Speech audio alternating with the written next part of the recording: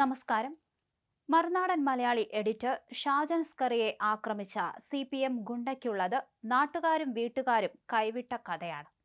സ്വഭാവ ദൂഷ്യം അറിഞ്ഞ് മനംനൊന്ത ഭാര്യ ഉൾപ്പെടെയുള്ളവർ മാത്യൂസ് കൊല്ലപ്പള്ളിയുടെ ദുർനടപ്പിന്റെ ഇരകളാണ്.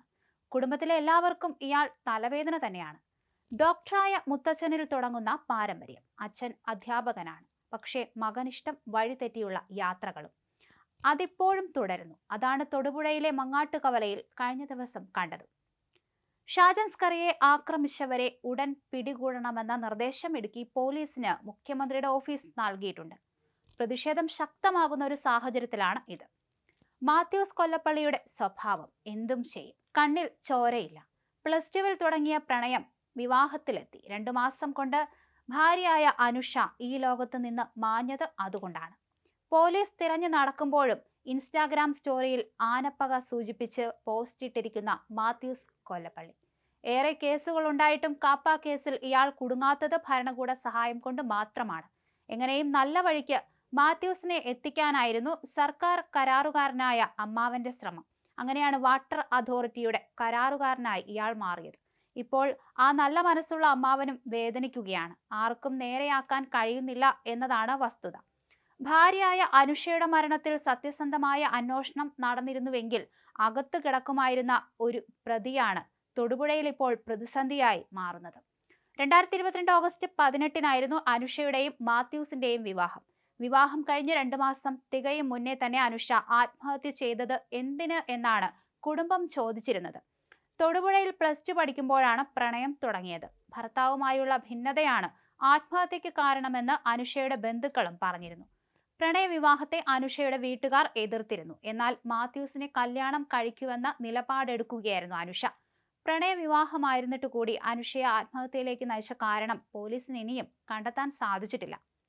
അതേസമയം തൊടുപുഴയിൽ ആശീർവാദ് സിനിമാസ് തിയേറ്റർ തുറക്കുന്നു. ഇവിടെ സിനിമ കാണാനെത്തിയ മാത്യുവിനോട് വാഹനം അല്പം ഒന്ന് മാറ്റിയിടാൻ സെക്യൂരിറ്റി ആവശ്യപ്പെട്ടു. ഇതിന് പ്രതികാരമായി അയാളെ തല്ലിച്ചതച്ചു.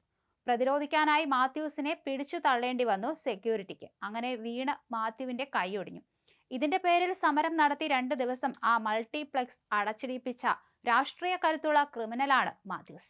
അതേസമയം സിസിലി ബാറിൽ പാതിരാത്രി ബിയർ ചോദിച്ചെത്തിയതും ഇല്ലെന്ന് മറുപടി പറഞ്ഞതിനും കാട്ടിക്കൂട്ടിയ അക്രമവും ഏവരെയും ഞെട്ടിച്ചിരുന്നു. ഇതടക്കമുള്ള കേസുകൾ ഹൈക്കോടതിയിൽ ഒത്തുതീർപ്പാക്കിയത് പരാതിക്കാരുടെ കൈയും കാലും പിടിച്ചാണ്.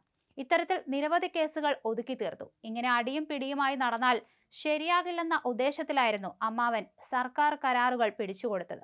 അതുപയോഗിച്ച് തിരുവനന്തപുരത്ത് മറ്റൊരു മാഫിയ ഉണ്ടാക്കുകയായിരുന്നു മാത്യൂസ്. വെറും 27 വയസ്സായപ്പോൾ തന്നെ നിരവധി ക്രിമിനൽ കേസുകൾ ഉണ്ടാക്കിയ വ്യക്തി ഇയാളാണ്. ഷാജൻ സ്കറിയെയും പിന്തുടർന്ന് ആക്രമിച്ചത്. മാത്യൂസ് കൊല്ലപ്പള്ളിയുടെ വീട്ടിൽ കഴിഞ്ഞ ദിവസം പോലീസ് വിശദ പരിശോധന നടത്തി. ഇതിനൊപ്പം മറ്റു പ്രതികളുടെ വീട്ടിലും ഫോൺ സ്വിച്ച് ഓഫ് ആയിരുന്നു. അതുകൊണ്ട് തന്നെ ടവർ ലൊക്കേഷൻ അടക്കം കണ്ടെത്തുക അസാധ്യമായി. ഇതിനിടയിലാണ് പോലീസിനെ വെല്ലുവിളിച്ചുള്ള ഇൻസ്റ്റാ സ്റ്റോറി. FIR വിവരങ്ങൾ പുറത്തു വന്നതോടെ ഇയാൾക്കെതിരെ വധശ്രമ കേസ് ചുമത്തിയിട്ടുണ്ട്. ഇതിനുശേഷവും തന്നെ ഒന്നും ആർക്കും ചെയ്യാൻ കഴിയില്ലെന്ന തരത്തിൽ ഇയാൾ ഇൻസ്റ്റയിൽ പോസ്റ്റുകൾ ഇടുന്നു. ഇതെല്ലാം രാഷ്ട്രീയ പിന്തുണയുടെ മറവിൽ എല്ലാം അട്ടിമറിക്കാമെന്നതിന്റെ വ്യക്തമായ സൂചനകളാണ്. മുമ്പും ഇത്തരത്തിൽ തനിക്കെതിരെ കേസുകൾ വന്നിട്ടുണ്ട്. ഇതൊക്കെ ഇയാൾ അട്ടിമറിച്ചിട്ടുണ്ട്. ഷാജൻ സ്കറിയയ്ക്കെതിരായ കേസും അങ്ങനെ ആകുമെന്ന കണക്കുകൂട്ടലിലാണ് ഇയാളുടെ ഇൻസ്റ്റാ സ്റ്റോറിയും. ഇൻസ്റ്റയിലേക്ക് ആ സ്റ്റോറി വന്ന സമയം മനസ്സിലാക്കിയാൽ ഇയാൾ ഒളിച്ചിരിക്കുന്ന ഇടവും കണ്ടെത്താം. FIRൽ ഗുരുതര വകുപ്പുകൾ ഉണ്ടെങ്കിലും അന്വേഷണം അട്ടിമറിക്കാമെന്ന പ്രതീക്ഷയാണ് സ്റ്റോറിയിൽ നിഴലിക്കുന്നത്. അതേസമയം വാട്ടർ അതോറിറ്റിയുടെ കരാറുകാരനായതോടെ മുതലാളി ഭാവത്തിൽ MLA ഹോസ്റ്റലിൽ സ്ഥിരമായി ഇയാളെത്തും.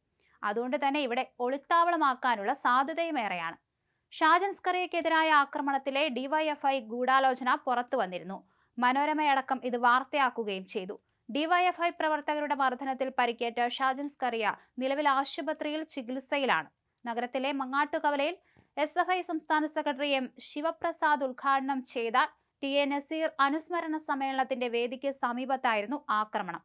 മുതലക്കൊടത്ത് വിവാഹത്തിൽ പങ്കെടുത്ത് മടങ്ങിയ ഷാജൻ സ്കറിയയുടെ കാറിൽ മറ്റൊരു ഥാർ ഇടിച്ചു. തുടർന്ന് കാർ നിർത്തിയ ഷാജൻ സ്കറിയെ കാറിനുള്ളിൽ വെച്ച് തന്നെ 4-അംഗ സംഘം മൂക്കിലും ശരീരത്തിലും തുടരെ ഇടിക്കുകയായിരുന്നു. പിന്നീട് അദ്ദേഹത്തെ പോലീസ് എത്തിയാണ് ആശുപത്രിയിലേക്ക് മാറ്റിയത്.